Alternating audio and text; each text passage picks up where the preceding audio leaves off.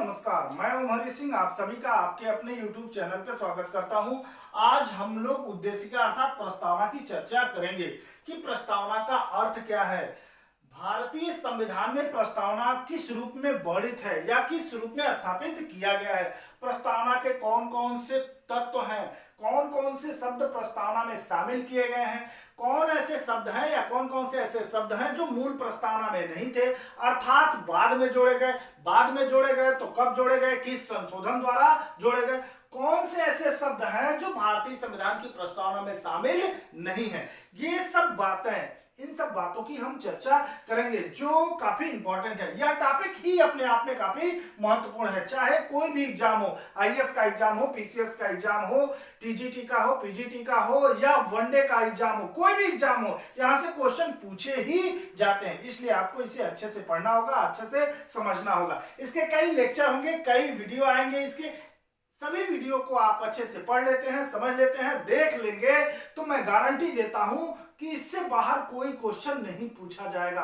जो भी क्वेश्चन पूछा जाएगा, जो पढ़ाया जाएगा आपको, वहीं से पूछा जाएगा और यहीं से आएगा और आप उस क्वेश्चन को सॉल्व भी कर लेंगे। लेकिन इसके लिए आपको अच्छे से पढ़ना होगा, अच्छे से समझना होगा। तो आइए देखते हैं प्रस्तावना। प्रस्तावना को ही हम उद्देशिका बोलते हैं। प्रस्तावना को ही हम आमुख के नाम से भी जानते हैं। प्रस्तावना का दूसरा नाम उद्देशिका या आमुख भी है या उसे अंग्रेजी में प्रियम्बल भी कहा जाता है। अगर प्रस्तावना के शाब्दिक अर्थ की बात करें तो प्रस्तावना का शाब्दिक अर्थ भूमिका से है या प्रारंभिक परिचय से या इंट्रोडक्शन से है।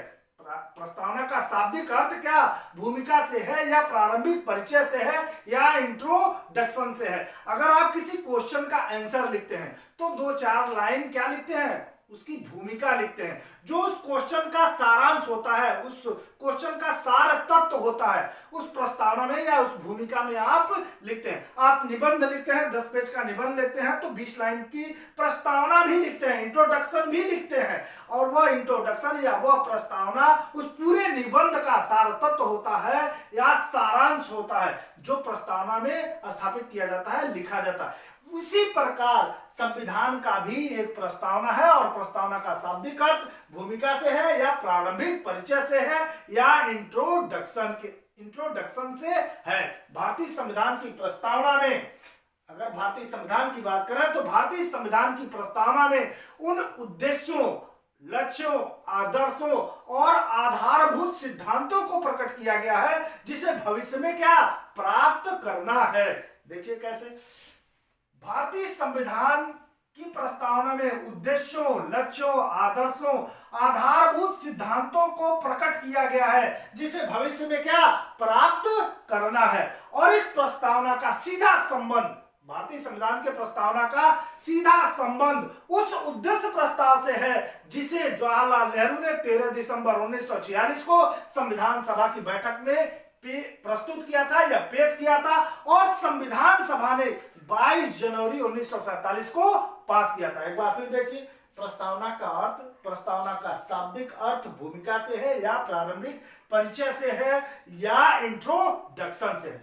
भारतीय संविधान की प्रस्तावना में उन उद्देश्यों, लक्ष्यों, आदर्शों, आधारभूत सिद्धांतों को प्रकट किया गया है जिसे प्राप्त करना है। अर्थात भारतीय संविधान का पूरा सारांश इन शब्दों में समाहित किया गया है। किसमें? उद्देश्यों में, लक्ष्यों में, आदर्शों में, आधारभूत सिद्धांतों में समाहित किया गया। अगर इस प्रस्तावना का सीधे संबंध की बात करें तो इस प्रस्ताव, भारतीय संविधान की प्रस्तावना का सीधा संबंध उस उद्देश्य प्रस्ताव से है। किससे है? उस उद्देश्य प्रस्ताव से है जिसे जवाहरलाल नेहरू ने 13 दिसंबर 1946 को संविधान सभा की बैठक में पेश किया था और संविधान सभा ने 22 जनवरी 1947 को पास किया था। अगर हम बात करें भारतीय संविधान की प्रस्तावना का तो सेम जो उद्देश्य प्रस्ताव संविधान सभा की बैठक में पेश किया गया था और संविधान सभा ने पास किया था, वही उद्देश्य प्रस्ताव भारतीय संविधान की प्रस्तावना बनी। अगर प्रस्तावना के इतिहास की बात करें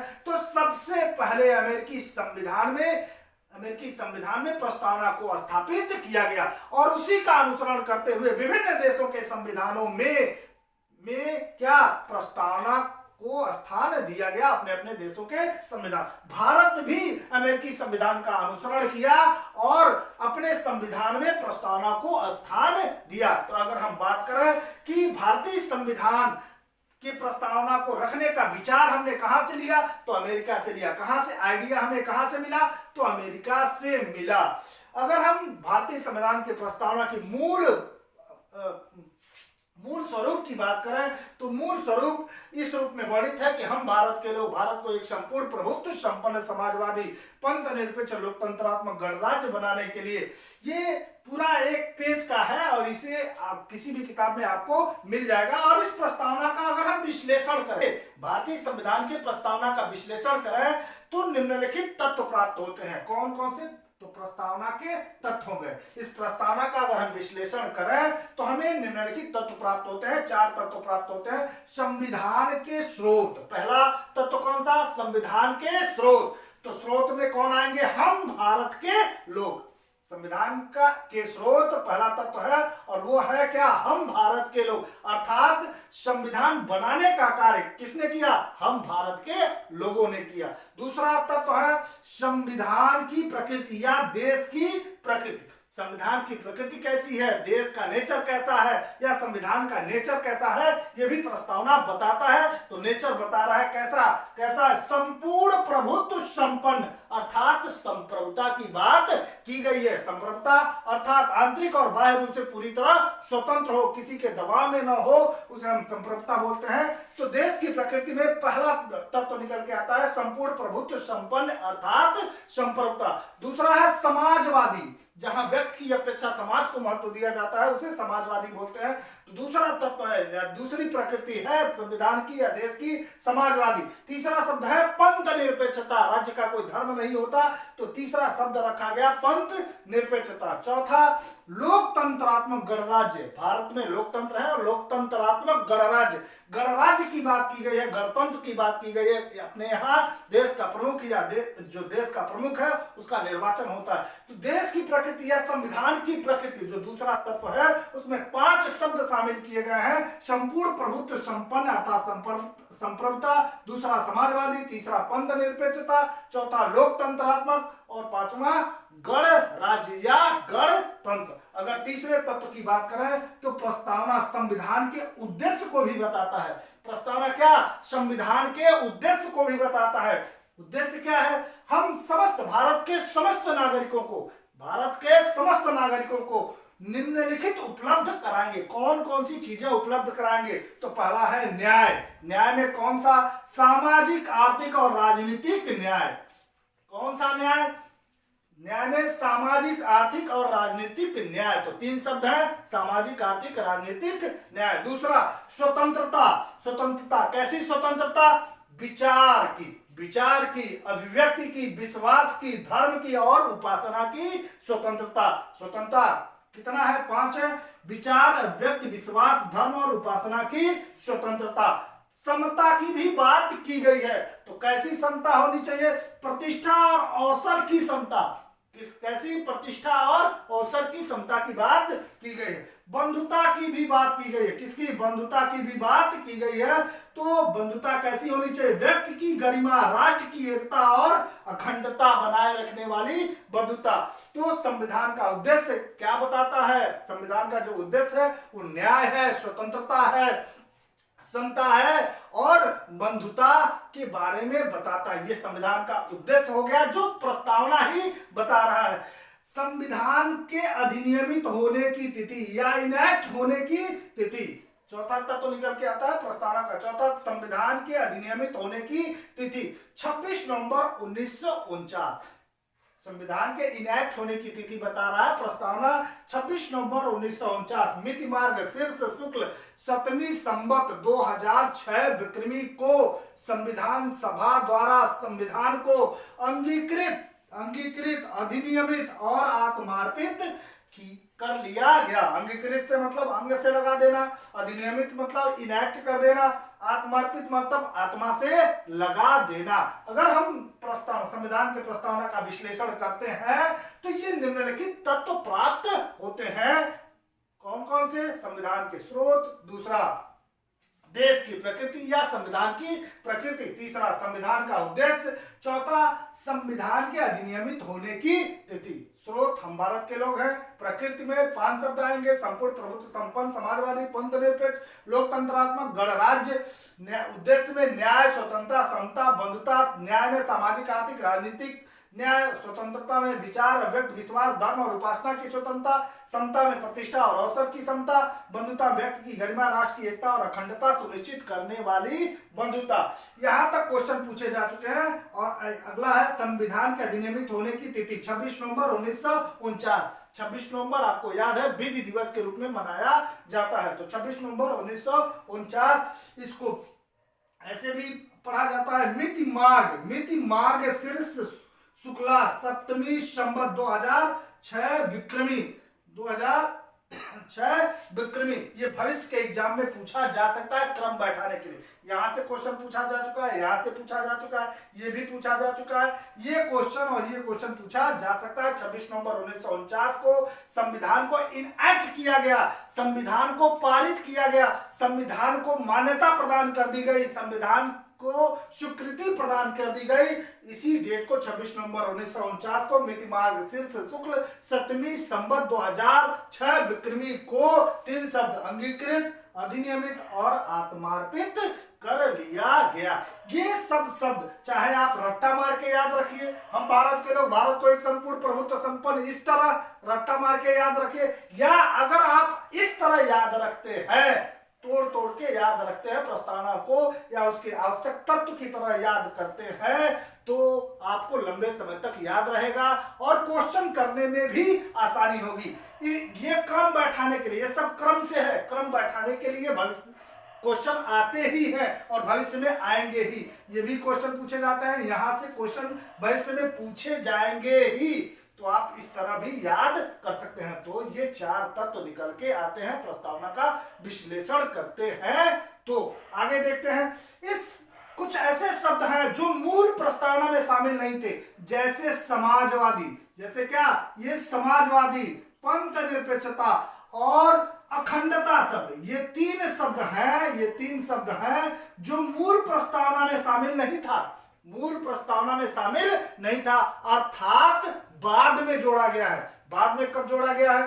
तो 42वें संविधान संशोधन 1976 द्वारा इन तीनों शब्दों को प्रस्तावना में स्थापित किया गया। 42वें संविधान संशोधन 1976 द्वारा प्रस्तावना के पहले पैरा में, प्रस्तावना के क्या पहले पैरा में समाजवादी और पंथ निरपेक्षता शब्द जोड़ा गया, जबकि छठे पैरा में, किसमें, छठे पैरा में और अखंडता शब्द, ध्यान रखिएगा, और अखंडता शब्द जोड़ा गया, और भी और अखंडता शब्द जोड़ा गया। तो ये 3 शब्द हैं जो मूल प्रस्तावना में शामिल नहीं था, इसे बाद में जोड़ा गया। किस संशोधन, बहुत बार क्वेश्चन पूछा गया है, 42वें संविधान संशोधन 1976 द्वारा प्रस्तावना के पहले पैरा में समाजवादी और पंथ निरपेक्षता, जबकि छठे पैरा में और अखंडता शब्द, और भी है, और अखंडता शब्द जोड़ा गया। तो ये बाद में जोड़ा गया है। अब आइए देखते हैं, कुछ ऐसे शब्द हैं, ये निम्नलिखित कुछ ऐसे शब्द हैं जो प्रस्तावना में शामिल नहीं है। ये भी क्वेश्चन पूछे जाते हैं, निगेटिव रूप में क्वेश्चन पूछे जाते हैं। 3 शब्द यहां से रख दिया जाता है और 1 शब्द यहां से रखा जाता है। तो कुछ ऐसे शब्द हैं, उसे भी आपको जानना है कि कौन कौन से ऐसे शब्द हैं जो इस प्रस्तावना में शामिल नहीं है। पहला, सबके लिए शिक्षा, कहीं शिक्षा की बात की गई है? नहीं, तो प्रस्तावना में शामिल नहीं है। शिक्षा, सबके लिए शिक्षा का उल्लेख प्रस्तावना में नहीं किया गया है। आर्टिकल 21A में किया गया है, 45 में किया गया है, शिक्षा की बात की गई है, 41 में किया गया है शिक्षा की बात, लेकिन प्रस्तावना में शिक्षा की बात नहीं की गई। सबके लिए सुरक्षा, सबके लिए क्या, सुरक्षा की भी बात इस प्रस्तावना में नहीं किया गया है। कहीं सुरक्षा शब्द आया है? नहीं, प्रस्तावना में सुरक्षा की भी बात नहीं की गई। अगला शब्द है धार्मिक न्याय। क्या?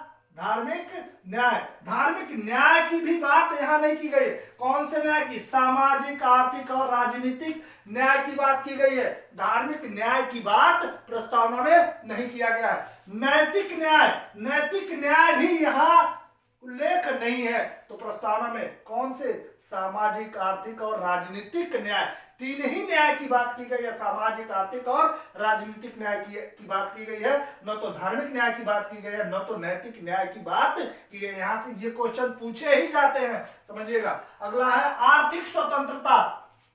स्वतंत्रता में 5 शब्द है: विचार, अव्यक्त, विश्वास, धर्म और उपासना। विचार, अव्यक्त, विश्वास, धर्म और उपासना।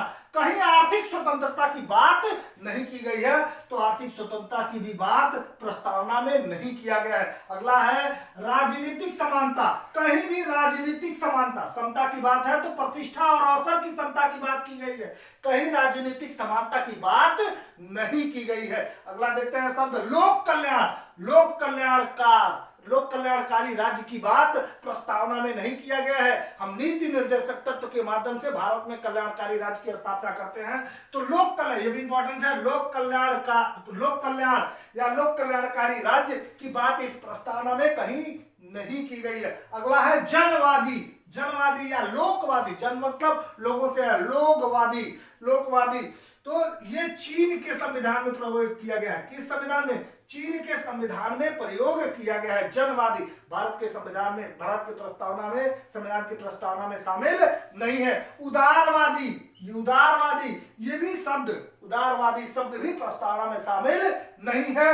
राजतंत्र, ये इंग्लैंड के संविधान में, ब्रिटेन के संविधान में, किसमें? ब्रिटेन के संविधान में। राजतंत्र, जहां राजा होते हैं जो वंशानुगत होते हैं उसे राजतंत्र कहते हैं। तो राजतंत्र का भी उल्लेख नहीं है। क्या? गणतंत्र का उल्लेख किया गया है। किस तंत्र का? गणतंत्र का उल्लेख किया गया है, राजतंत्र का उल्लेख नहीं है। अगला है संघीय। संघीय शासन की बात तो किया जाता है, लेकिन संघीय शब्द का उल्लेख या संघीय शासन शब्द का उल्लेख इस प्रस्तावना में नहीं है।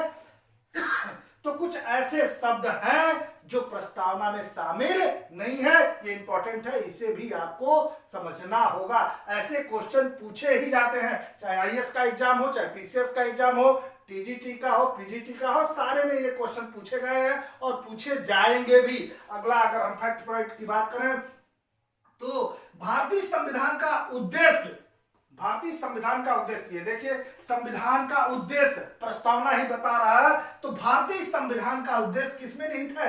प्रस्तावना में निहित है। क्वेश्चन पूछा जा सकता है कि भारतीय संविधान का उद्देश्य किसमें निहित है, तो प्रस्तावना में निहित है। ये प्रस्तावना में ये शब्द है, यही इनका क्या है? उद्देश्य है, इसे ही हमें प्राप्त करना है। अगला है प्रस्तावना संविधान की आत्मा है। प्रस्तावना क्या है? संविधान की आत्मा है। हम प्रमाणित करेंगे जब हम प्रस्तावना का महत्व आपसे चर्चा करेंगे, महत्व, प्रस्तावना के महत्व को के टॉपिक को चर्चा करेंगे, तो प्रस्तावना संविधान की आत्मा है, इसे प्रमाणित करेंगे कि प्रस्तावना ही क्या? संविधान की क्या है? आत्मा है। ध्यान रखिएगा, आर्टिकल 32 संविधान की आत्मा नहीं है सिद्धांत रूप से, वो अंबेडकर जी के द्वारा कहा गया कि आर्टिकल 32 संविधान की आत्मा है, लेकिन सिद्धांत कहता है कि प्रस्तावना ही संविधान की क्या है? आत्मा है। तो ध्यान रखिएगा, वो लोगों का विचार है, डॉक्टर अंबेडकर का कहना था, वो उनका व्यक्तिगत विचार है कि संविधान की आत्मा आर्टिकल 32 है। जी ऑस्टिन का भी मानना था कि संविधान की आत्मा नीति निर्देशक तत्व है, ये उनका विचार है, लेकिन सिद्धांत कहता है कि संविधान की आत्मा क्या है? प्रस्तावना है। प्रस्तावना क्या है या उद्देशिका क्या है? संविधान की आत्मा है। अगला फैक्ट पॉइंट, प्रस्तावना का विचार, ये भी इंपॉर्टेंट है। प्रस्तावना का विचार अमेरिका से लिया गया है। जो इतिहास की बात हमने किया था कि आइडिया कहां से आया, विचार रखने का आइडिया या विचार, प्रस्तावना रखने का विचार कहां से आया, तो अमेरिका से लिया गया है। प्रस्तावना का विचार अमेरिका से ही ग्रहण किया गया है। प्रस्तावना की भाषा, जो भाषा है वो ऑस्ट्रेलिया से लिया गया है। प्रस्तावना की जो भाषा है वो कहां से? ऑस्ट्रेलिया से लिया गया है। अगर ये रहा कुछ फैक्ट पॉइंट, आपने देखा प्रस्तावना का अर्थ, प्रस्तावना का इतिहास, भारतीय संविधान में प्रस्तावना की मूल रूप में किस रूप में है, प्रस्तावना के तत्व, अगर हम प्रस्तावना को तोड़ते हैं या उसका विश्लेषण करते हैं तो कौन कौन से तत्व प्राप्त होते हैं, ये आपने देखा। कि कुछ ऐसे शब्द हैं जो बाद में जोड़े गए, कुछ ऐसे शब्द हैं जो भारतीय संविधान की प्रस्तावना में नहीं है, कुछ फैक्ट पॉइंट जो इंपॉर्टेंट है आपने देखा। अब इस प्रश्न को भी देख लेते हैं कि क्या हर संविधान का प्रस्तावना होगा ही, या नहीं हो सकता? तो अगर इस प्रश्न पर विचार करें तो कोई जरूरी नहीं कि हर संविधान का, प्रत्येक संविधान का प्रस्तावना हो भी सकता है और नहीं भी हो सकता। हर नियम का, हर अधिनियम का, हर क्वेश्चन का, कोई जरूरी नहीं कि हर क्वेश्चन का जब आप आंसर देते हैं तो प्रस्तावना लिखें ही, कोई जरूरी नहीं है। उसी तरह हर अधिनियम का प्रस्तावना हो ये जरूरी नहीं है। जैसे 1935 के अधिनियम का कोई प्रस्तावना नहीं था। 1935 के आप पढ़ चुके हैं, 1935 के अधिनियम में प्रस्तावना नहीं थी, तो कोई जरूरी नहीं कि हर अधिनियम की प्रस्तावना हो ही। उसी तरह हर संविधान का प्रस्तावना हो ही यह जरूरी नहीं है। वो प्रस्ताव हो सकता है, उस देश के ऊपर है, वो चाहे तो अपने देश के संविधान में प्रस्तावना रख सकता है या प्रस्तावना नहीं रख सकता, या कोई निश्चित रूल नहीं है, हो भी सकता है और नहीं भी हो सकता। अब हम प्रस्तावना में वर्णित विभिन्न शब्द, जैसे हम भारत के लोग, संप्रभुता, समाजवादी, पंथ निरपेक्ष, लोकतंत्र, गणतंत्र, न्याय, स्वतंत्रता, समता और बंधुता की चर्चा करेंगे कि इनका अर्थ क्या है, इन्हें प्रस्तावना में क्यों रखा गया, इनका उद्देश्य क्या है, जो जरूरी है, इसे जानना भी जरूरी है। तो आइए पहले शब्द, प्रस्तावना के पहले शब्द हम भारत के लोग की चर्चा करते हैं कि इसका अर्थ क्या है, इसे क्यों प्रस्तावना में रखा गया। तो अगर हम अमेरिका की बात करें, अमेरिकी संविधान की बात करें, किसका, अमेरिका की बात करें, अमेरिका और अन्य देश की बात करें तो उनके संविधान में हम लोग शब्द का प्रयोग किया गया है। क्या, हम लोग शब्द का प्रयोग किया गया है, जो राजनीतिक विचारक रूसो का दिया हुआ शब्द है या रूसो की आवाज है, और उसी के आवाज को या उसी के शब्द को अमेरिका तथा अन्य देशों के संविधान में समाहित कर लिया गया। जैसे अपने देश के संविधान में या प्रस्तावना में हम भारत के लोग हैं, उसी तरह अमेरिका तथा अन्य देशों के संविधान में हम लोग शब्द का प्रयोग किया गया है। और ये किसकी देन है, रूसो की देन है। किसकी, रूसो की देन है। अगर हम संयुक्त राष्ट्र संघ के चार्टर की बात करें, संयुक्त राष्ट्र संघ के चार्टर की बात करें तो संयुक्त राष्ट्र संघ के चार्टर में हम विश्व के लोग की बात की गई है, या वहां हम विश्व के लोग शब्द का प्रयोग किया गया है। अमेरिका तथा अन्य देशों के संविधान में हम लोग, संयुक्त राष्ट्र संघ के चार्टर में हम विश्व के लोग, अर्थात पूरे विश्व की बात की गई है, पूरे विश्व के लोगों की बात की गई है। संयुक्त राष्ट्र संघ के चार्टर में हम विश्व के लोग की बात या शब्द को रखा गया है, जो पूरे विश्व को क्या समाहित करता है, पूरे विश्व के लोगों को समाहित करता है। और यह शब्द कहां से लिया गया, नीदरलैंड से लिया गया है। अगर हम भारत के संविधान में या प्रस्तावना की बात करें तो भारत के संविधान में या भारतीय संविधान में हम भारत के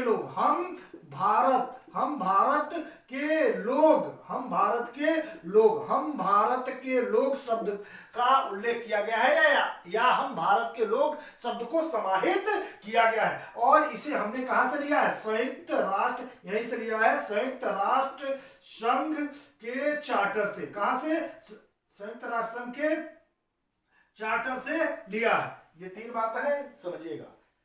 अमेरिका तथा अन्य देशों के संविधान में हम लोग शब्द का प्रयोग किया गया है, जो रूसो की आवाज है या रूसो के ही शब्द है, जो अमेरिकी संविधान में समाहित किया गया है। जबकि संयुक्त राष्ट्र संघ के चार्टर में हम विश्व के लोग शब्द का प्रयोग किया गया है, जो नीदरलैंड से लिया गया था। जबकि भारतीय संविधान में संयुक्त राष्ट्र संघ के चार्टर का अनुसरण करते हुए हम भारत के लोग, यहाँ है हम विश्व के लोग, जबकि भारतीय संविधान की प्रस्तावना में हम भारत के लोग शब्द का प्रयोग किया गया है, और उसे हमने ग्रहण किया है कहां से, संयुक्त राष्ट्र संघ के चार्टर से। अब प्रश्न उठता है कि इसका अर्थ क्या होता है, इसका, ये तो एक हो गया, एक पैरा हो गया, दूसरा अर्थ क्या है, इसका अर्थ क्या है, या हम भारत के लोग शब्द का अर्थ क्या है। तो हम भारत के लोग शब्द से अभिप्राय यह है कि प्रस्तावना, क्या, प्रस्तावना भारत के लोगों को एक संप्रभु शक्ति के रूप में घोषित करती है। भारत के लोगों को, जो ये भारत के लोग हैं, इनको क्या, एक संप्रभु शक्ति के रूप में घोषित करती है। कौन घोषित करता है, प्रस्तावना। हम भारत के लोग शब्द का अर्थ यह है कि प्रस्तावना भारत के लोगों को एक संप्रभु शक्ति के रूप में घोषित करती है, अर्थात भारत में संप्रभुता किसमें निवास करती है?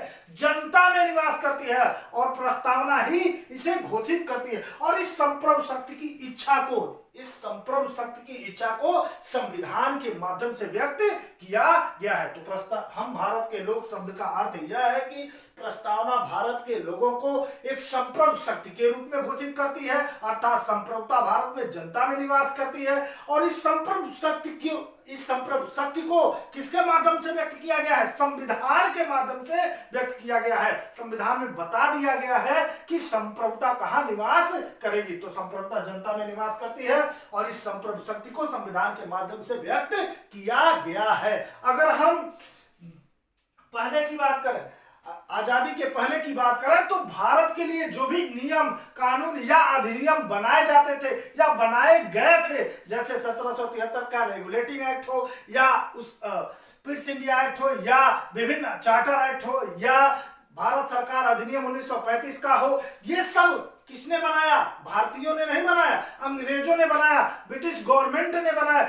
जबकि भारतीय संविधान की बात करें तो भारतीय संविधान सभा ने बनाया, और उस संविधान सभा में कौन थे? भारत के लोग ही थे। अर्थात भारतीय संविधान बनाने का कार्य या उसे अधिनियमित करने का कार्य भारत के लोगों ने किया, संविधान सभा ने किया।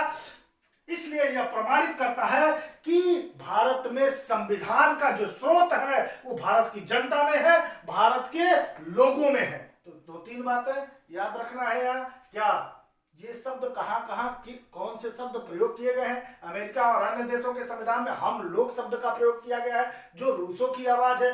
जबकि संयुक्त राष्ट्र संघ के चार्टर में हम पूरे विश्व की कल्पना की गई है, तो हम विश्व के लोगों की बात की गई है, जो नीदरलैंड से लिया गया है। जबकि भारतीय संविधान में हम भारत के लोग शब्द का प्रयोग किया गया है, जो संयुक्त राष्ट्र संघ के चार्टर से लिया गया है। और इस शब्द का अर्थ है कि प्रस्तावना भारत के लोगों को, भारतवर्ष के लोगों को एक संप्रभु शक्ति के रूप में घोषित करती है। और इस संप्रभु शक्ति की इच्छा को कैसे, किसके माध्यम से व्यक्त किया गया है? संविधान के माध्यम से व्यक्त किया गया है।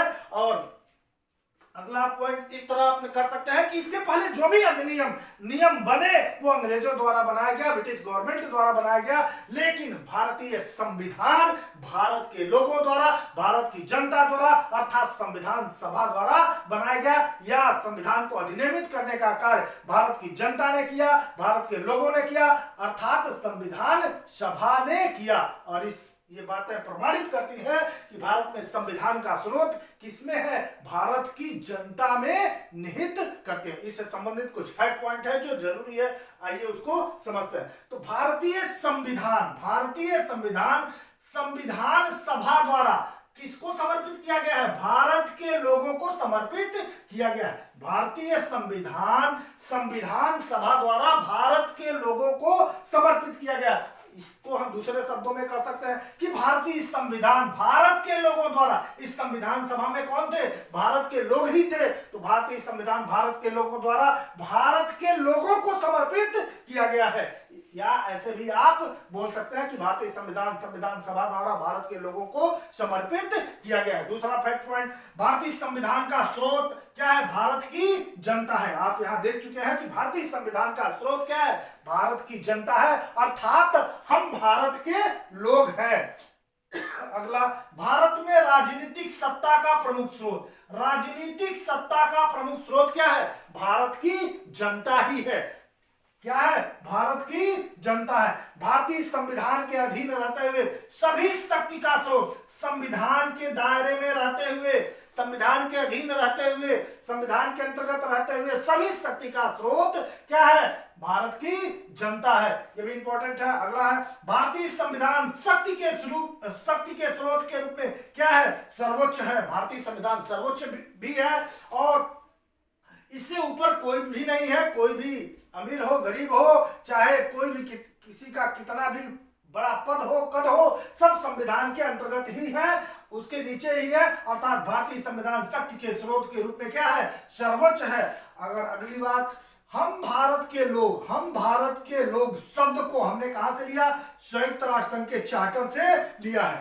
कहां से लिया है? संयुक्त राष्ट्र संघ के चार्टर से लिया है। जबकि हम भारत के लोग की अवधारणा को हम भारत के लोग की अवधारणा को हमने कहां से लिया है? अमेरिका से लिया है। दोनों में अंतर है, ध्यान रखिएगा।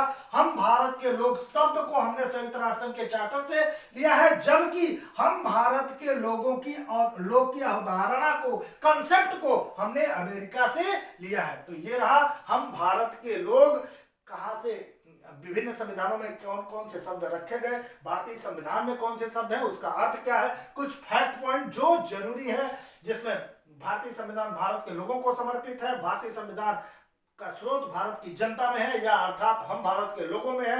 भारत में राजनीतिक सत्ता का प्रमुख स्रोत क्या है? राजनीतिक सत्ता का प्रमुख स्रोत भारत की जनता है। और संविधान के अधीन रहते हुए सभी शक्ति का स्रोत भारत की जनता में निहित है। और संविधान सर्वोच्च है। हम भारत के लोग को संयुक्त राष्ट्र संघ के चार्टर से लिया गया है, और हम भारत के लोग की अवधारणा को, कंसेप्ट को अमेरिका से लिया गया है। दोस्तों, हम लोगों ने देखा कि प्रस्तावना क्या है, प्रस्तावना का अर्थ क्या है, उसका इतिहास क्या है, प्रस्तावना मूल रूप में किस प्रकार संविधान में वर्णित है, कौन कौन से तत्व हैं प्रस्तावना के, कौन कौन से शब्द समाहित है, किन किन शब्दों को भविष्य में संशोधन के माध्यम से जोड़ा गया, कौन कौन से ऐसे तत्व थे, कौन कौन से ऐसे शब्द थे जो भारतीय संविधान में शामिल नहीं किया गया है। और पहले शब्द हम भारत के लोग शब्द की हम लोग चर्चा किए। दोस्तों, अगर ये वीडियो आपको अच्छा लगा हो तो लाइक करिए, शेयर जरूर करिए, चैनल को सब्सक्राइब करिए, बेल आइकन को दबाइए, जिससे लेटेस्ट वीडियो की जानकारी आपको मिल सके। अगले लेक्चर में हम लोग प्रस्तावना के अगले शब्द संप्रभुता की चर्चा करेंगे कि संप्रभुता है क्या, उसका अर्थ क्या है, उसका जन्म कैसे हुआ, वर्तमान में संप्रभुता को प्रभावित करने वाले कारक कौन कौन से हैं। बहुत बहुत धन्यवाद।